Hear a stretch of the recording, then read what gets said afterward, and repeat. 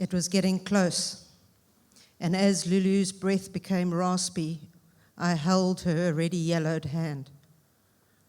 As Carl, her twin brother, Ali, the carer, and her sister Heidi sat around the bedside. Our fight had been long, our fight had been hard, and our fight had been worth it.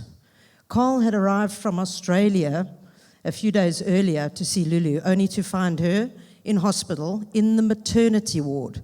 Much to her disgust, much to our amusement, it was then I realized that she was waiting for Carl, waiting for family, and waiting for friends. You see, we met at a young age in 2008, and by 2012, we got married, much to our scariness because we had divorce in the family. Life was about to start. Dogs, home, dreams, all those things that we do. But in 2012, that all hit a handbrake. Lulu was diagnosed with breast cancer. Mastectomy, chemo, radiation. But I stuck to till death do our part. It was a journey that we went through that year. And on Christmas 2014, I got the news my brother had passed. Immediately, I got on a plane and flew to Durban to say goodbye to my only brother and be with the family. It was a tough time, having gone through a really, really tough year. But back to Cape Town. Lulu's radiation was finished and we were going to usher in 2015 cancer-free.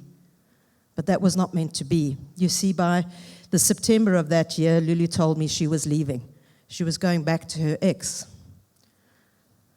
I was absolutely devastated. I didn't know what to do. In 1 year, I had gone through a cancer journey with Lulu, lost my brother, and now the very thing that I was scared of, divorce or a breakup. But I knew I had to take the leap and rebuild. So, rebuild I did. I did everything possible, everything colorful. I started walking again, I traveled, I even started a new job in something totally different to what I used to do. But it was part of my healing, it was part of my journey. And of course, as the universe had it, things were going to change. Lulu's relationship didn't work. So I was working in Durban, needed someone to look after the house and the dogs, and who better than Lulu? So she moved back as my housemate, and we thought it was all hunky-dory. Well, it was. We used to joke. We used to laugh. We used to sit on the couch and say, should we get back together? And I'd go, don't be joking. Anyway, one night after my mindfulness, my coach said to me, Lisa, would you rather live with the not knowing than just go for it? What's the worst that can happen? She's going to die. And that was the truth. So on the 8th of the 8th, 2020, we got married, shotgun style. Well, we were actually ambushed by friends that day. Lulu was terminal at the time, so we decided we were going to wing it. We were going to do everything. We were going to live life to the fullest. And that's what we did. We would plan trips to Paternoster, our favorite place. Man, it was amazing. Book a weekend, stay for the week. Of course, 20 minutes out came the brandy and Coke. She would get to the beach, run down and have her first swim. That last swim will remain etched in my mind forever. And with all of that, I would sit in quiet contemplation of all of these things that had come across my path and the lessons that I needed to learn through the pain. I found myself in a strange place. After Lulu had gone, I looked out onto the horizon and I wasn't sure what my purpose was. But you know what? It found me. And it is why I'm an end-of-life doula today, walking with people through grief and bereavement. Yo, Lisa! Friends, family, and community stood by me. They still do today. Here comes the tears.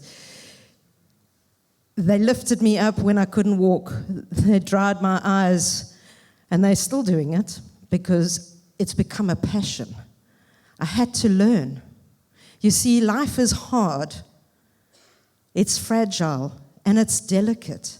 But it's through pain that we can learn. It's through pain that we can grow. And it's through pain that we can love. And that was a pause for a reason, because every time I fell down and every time I kept a smile on my face, I knew it wasn't for tomorrow. It wasn't for someday. It was for today, this very moment. And so every day I tried, when I fell, to keep the smile. I still try that. Lulu, on the 18th of May, 2023, sat bolt upright in bed, looked me in the eyes, gently lay back, and took her last breath. She had said to me a year earlier, "Lisa, I want you to be the last person I see." Her dream came true. This is a story of my colorful highs and lows. Those moments brought me here. Those moments are my moments. And those moments are our moments.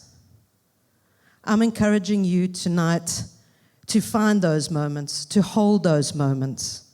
This is not a eulogy. This is a love letter to life, to love, to the messy beauty of it all. I thank you.